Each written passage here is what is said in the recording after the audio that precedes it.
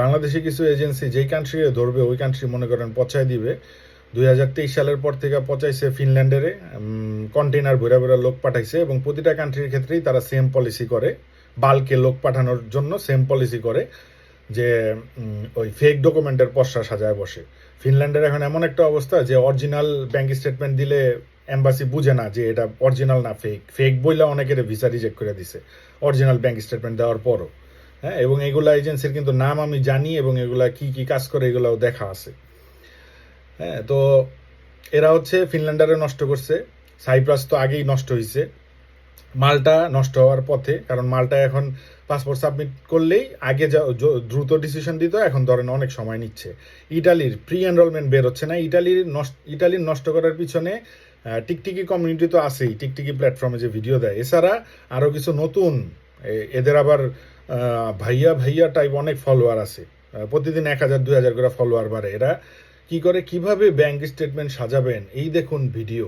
হ্যাঁ, তারপরে 75,000 টাকায় কিভাবে ইটালি আসবেন। এই যে একটু আগেও একটা ছেলের সাথে কথা হইলো, 7টা ওই সেনজেন ভিসা নিয়ে ইটালিতে আসছে, মনে হয় কোনো ট্রাভেল এজেন্সির সাথে প্যাকেজ সিস্টেমে কাজ হয়েছে, 25 লাখ টাকা তার খরচ হয়েছে। আর ওই বলদে 75,000 টাকা ইটালি পোস্ট দিচ্ছে। এইসব ভিডিও দেখা মানুষ খায়া না খায়া ইটালিতে অ্যাপ্লাই করছে। এখন ধরেন যেই ভার্সিটিটার ক্যাপাসিটি 100 অ্যাপ্লিকেন্টের, ওদের কাছে প্রি এনরোলমেন্টের জন্য 5 গুণ 10 গুণ পরিমাণ, কারণ যখন অফার লেটার ইস্যু করছে এরা বুঝে নাই যে এত প্রেশার পড়বে। তো এখন অনেক ভার্সিটি থেকেই, এই যে আমার এই ভিডিওর সাথে যে ছবিটা দেখতেছেন, এটা হচ্ছে একটা ভার্সিটির রিপ্লাই, ভার্সিটি ইন্টারন্যাশনাল অফিসের রিপ্লাই টু এই স্টুডেন্ট, যে জ্যাম প্যাকড অবস্থা, আমাদের প্রি এনরোলমেন্ট আমরা বাছাই করে করে দিচ্ছি, আমাদের ধারণ ক্ষমতার বেশি অফার লেটার দেখতেছি আমরা।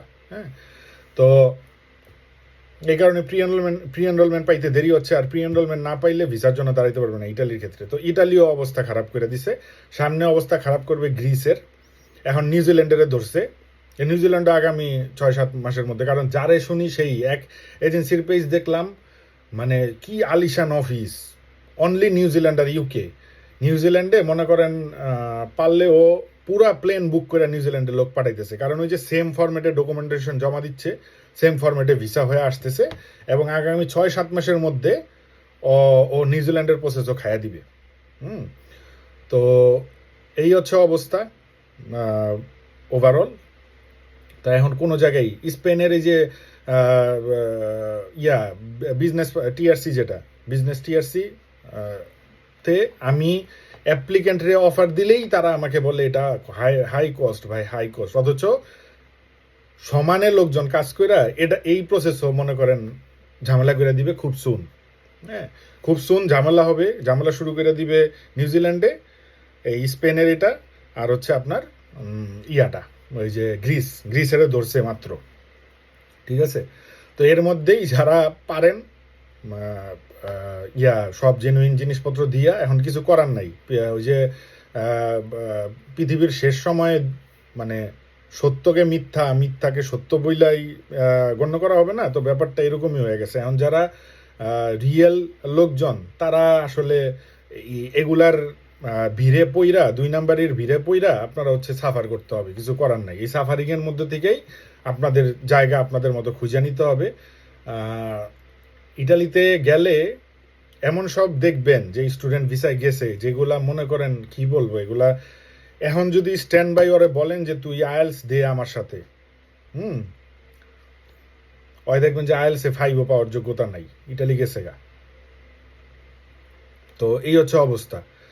তো যাই হোক, এর মাঝখানেই আপনাদের করতে হবে, যারা ইটালির প্রি এনরোলমেন্ট পাচ্ছেন না, ওয়েট করতে হবে, কিছু করার নেই। মাল্টার ভিসা ওয়েট করতে হবে, সময় নিচ্ছে আর কি, সময় নিচ্ছে। আর ওই যে বললাম নিউজিল্যান্ড আমরাও পারি, নিউজিল্যান্ডে ওই যে আপনারা যদি চান এখন 6.5 লাগবে মাস্টার্সে, আর 7 থাকলে খুবই ভালো, নো ব্যান্ড লেস দেন 6, ইউকের মতো স্ট্যান্ডার্ড আর কি। আর ব্যাচেলারে 6, নো ব্যান্ড লেস দেন 5.5। একজন যাইতে গেলে মাস্টার্সে 25-30 লাখ টাকা টিউশন ফিতে যাবে গা, আর হচ্ছে আপনার ব্যাংকে 75-80 লাখ টাকা দেখাইতে হবে। হ্যাঁ, ওই সলিউশন আমরা এখন দেওয়া শুরু করছি, যেহেতু অন্য এজেন্সিগুলা সব ফেক ডকুমেন্ট জমা দিয়া অনেক ক্ষেত্রে সাকসেস হয়ে যাচ্ছে, আবার এদিকে অরিজিনাল ডকুমেন্ট জমা দিয়েও অনেকের ভিসা হচ্ছে না। তো এই কারণে আমরা ওই যে ওই ব্যাংক সাপোর্ট বলতে মানে স্পন্সরশিপ যাদের নাই তাদের ওই সাপোর্ট দেওয়া হয়, কিন্তু ওটার একটা আমরা তো আর অন্য লোকজনের মতো কম্পিউটারে পিডিএফ বানায় দিতে পারি না, আমরা হচ্ছে রিয়েল মানে আসলে এই জিনিসগুলা কাজ করে তারপরে আপনাকে দিতে হবে। তো ইট টেক্স টাইম, ওই যাদের স্পন্সরশিপ ডকুমেন্টেশন দরকার বা এই দরকার ওই সাপোর্ট দেওয়া হবে, সমস্যা নেই যে কোনো কান্ট্রির জন্য। আমরা এখন ওই যে ফিনল্যান্ড, মাল্টা, ফিনল্যান্ডে ওয়েল্ডিং কোর্স এখন অ্যাপ্লিকেশন চলতেছে, আসতে চাইলে আসতে পারেন। মাল্টা, ইটালি তো এখন আর অ্যাপ্লিকেশন নিচ্ছে না, আগামী নভেম্বর থেকে অ্যাপ্লিকেশন শুরু হবে। নিউজিল্যান্ডের জন্য দিতে পারেন, ঠিক আছে। আর ওয়ার্ক ভিসা এখন কোনো ফাইল নিচ্ছে না, কারণ ওয়ার্ক ভিসা সার্বিয়ার ক্ষেত্রেও ওই যে আবার জ্যাম প্যাকড হয়ে গেছে, মানে ব্যাকলগিং শুরু হয়ে গেছে। মাঝখানে একটু স্মুথ ছিল, এখন আবার ব্যাকলগিং শুরু হয়ে গেছে। এই কারণে নতুন কোনো ওয়ার্ক ভিসার ফাইল বাংলাদেশ থেকে নিচ্ছে না, নিলে ওটা পোস্ট করে জানানো হবে। মানে অ্যাটলিস্ট সার্বিয়ার ক্ষেত্রে তো নিচ্ছেই না।